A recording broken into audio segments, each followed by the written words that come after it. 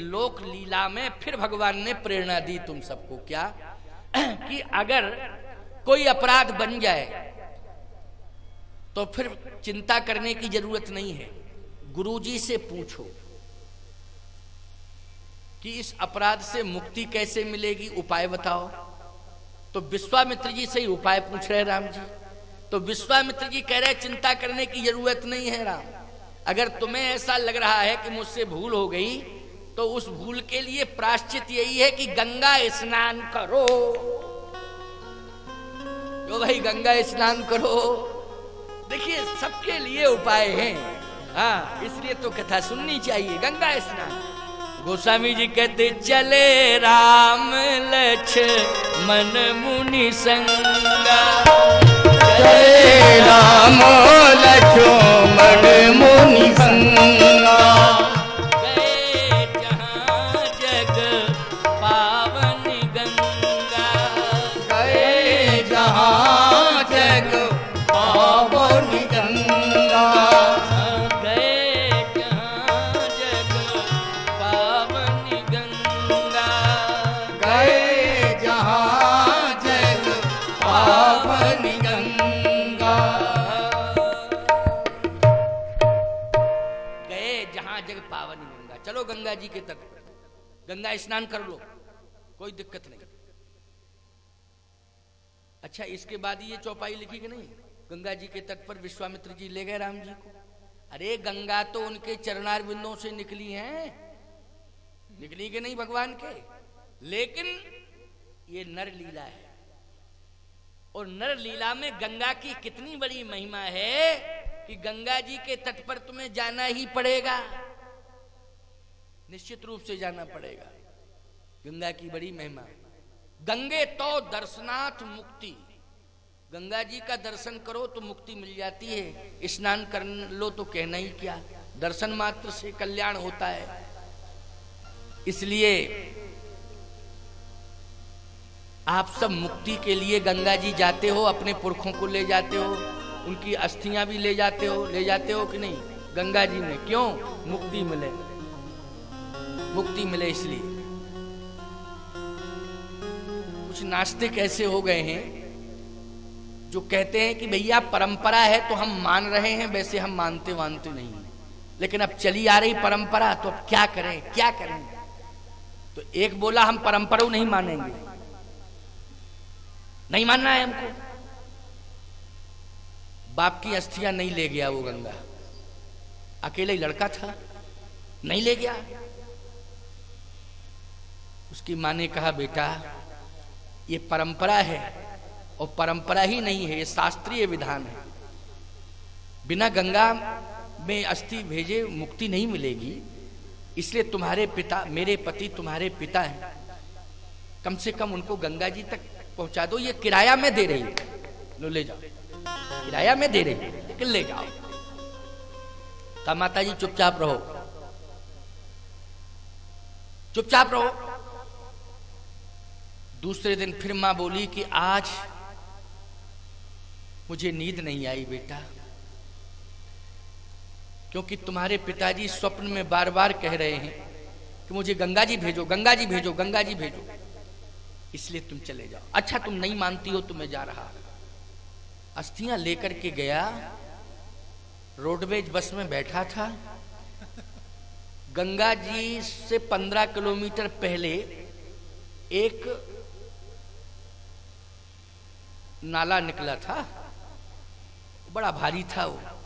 तो लोगों से पूछा कि वो तो जानते ही नहीं था गंगा को, कहे यही तो नहीं है गंगा। लोगों ने कहा चुप मूर्ख कहीं का, अपराध कर रहा है, गंगा गंगा गंगा से बड़ा पवित्र, गंगा गंगेति ब्रुवात योजना नाम सतैरपि मुच्यते सर्व पापेभ्यो ब्रह्म लोकेश गच्छति।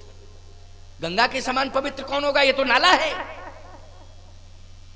अच्छा अच्छा अच्छा, ये नाला गया कहां है, कहे आगे चल के ये गंगा में ही मिल जाता है। तो बोला रुक जाओ, ड्राइवर से कहा बस रोको, 15 किलोमीटर आगे क्यों जावे, जब इस नाले को गंगा जी में जाके मिलना है तो यहीं पर न छोड़ दें। तो उस नास्तिक पुत्र ने अपने पिता की अस्थियों को नाले में डाल दिया। पहुंचा घर में, माताजी ने कहा क्यों बेटा? पिताजी को, हाँ वो तो पहुंचा ही गए होंगे, बिल्कुल कंफर्म। अरे पहुंचा ही गए होंगे कि तुम पहुंचा के आए हो अस्थियां? आप टेंशन मत लो, गया था इसलिए तो गया था कि गंगा पहुंच जाए। वो पहुंचने को पहुंच गए होंगे, पहुंच ही गए हैं, और क्या है। दूसरे दिन फिर माँ बोली बेटा रात्रि में स्वप्न दिया उन्होंने कि बीच में कहीं फंसे, बीच में कहीं फंसे हैं। अब तुम्हें कसम है हमारी, माँ बोली कसम है, सही बताओ उनको कहां डाल के, उनकी अस्थियां कहां डाल के आए?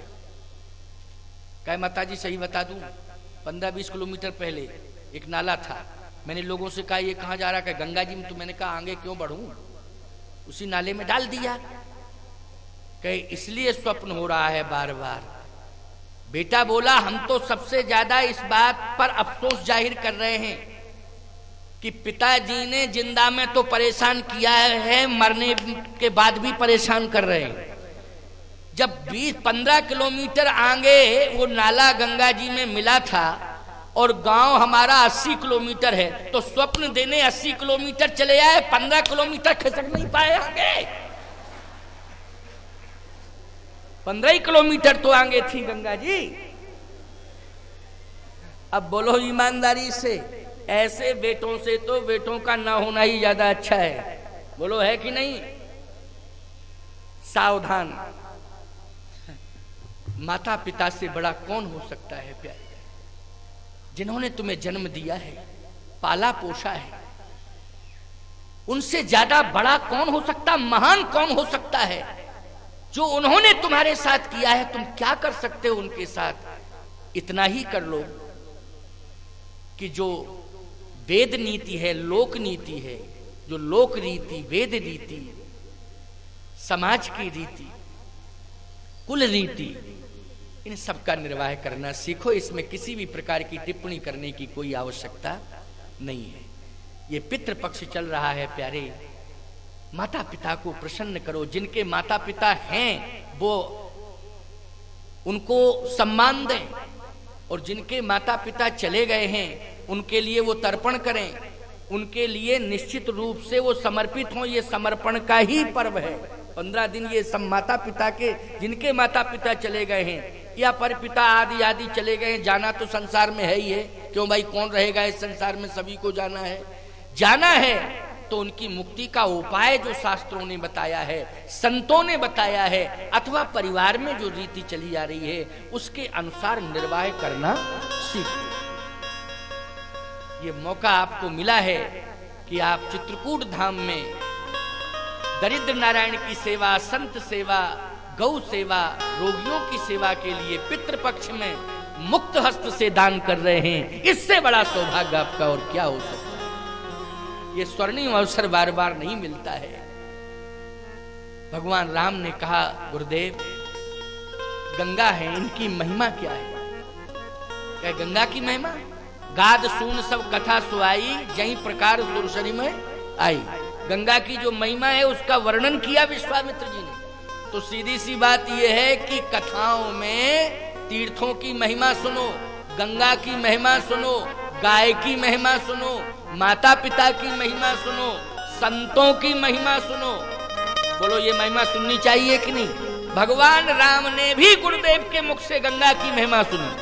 गाद सून सब कथा सुनाई, यही प्रकार सुरसरी में आई। लेकिन भगवान राम ने फिर एक काम किया, और क्या कि केवल महिमा ही मत सुनो, फिर गंगा में स्नान भी करो।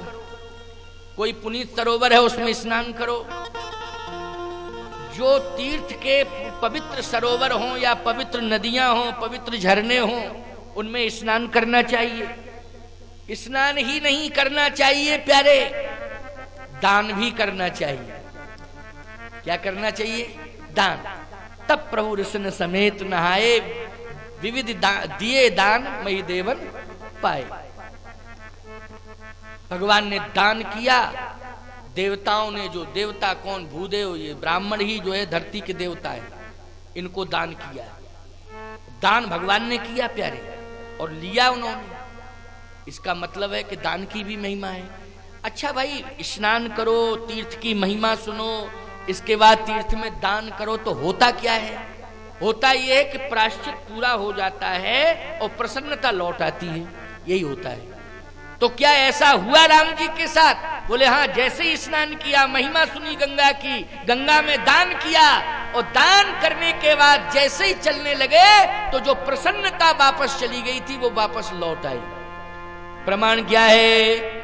गोस्वामी जी कहते हैं, हरस चले मुनि वृंद सहाया, हरस चले मुनि वृंद सहाया, हरस चले मुनि वृंद सहाया, हरस चले मुनि वृंद सहाया, वेग विदेह नगर नीराया, वेग विदेह नगर नीराया, वेग विदेह नगर नीराया।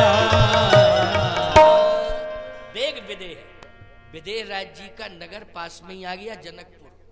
इसका मतलब क्या है? प्रसन्नता लेकर के जनकपुर में प्रवेश किया भगवान। जब अयोध्या में आए थे तो प्रसन्नता का खजाना लेके आए।